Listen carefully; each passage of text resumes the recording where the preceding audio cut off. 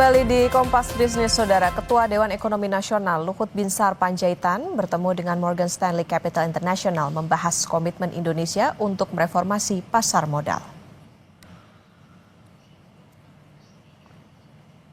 Dalam sambutannya di acara peluncuran website resmi Dewan Ekonomi Nasional Jumat pagi, Luhut menceritakan pertemuannya dengan MSCI. Dalam pertemuan yang berlangsung hampir 2 jam itu, Luhut menyampaikan komitmen Indonesia mereformasi pasar modal. Morgan Stanley Capital International pun bercerita kepada Luhut bahwa praktik nakal dalam investasi saham tidak hanya terjadi di pasar modal Indonesia. Di India juga sempat terjadi praktik yang serupa. Namun karena reformasi pasar berhasil dilakukan, kini India meraup investasi 60 hingga 70 miliar dolar Amerika Serikat.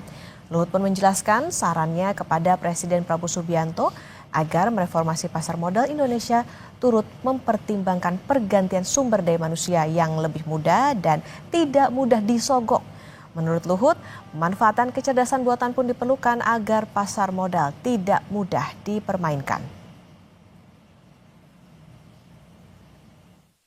Kita menyangkut capital market, saya bilang sama dia, kita mau reform. Kita ada usul ke Presiden supaya capital market ini di-reform, manusianya dicari yang muda aja, sekalian cari dari yang muda, yang paham uang, yang sulit untuk disogok-sogok, dan digunakan AI, berbasis AI, supaya makin sulit untuk dipermainkan.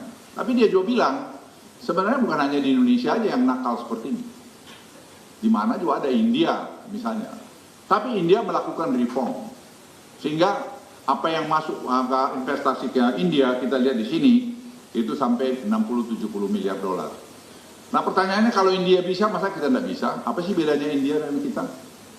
Apa bedanya? Banyak orang pintar-pintar di Republik ini kok.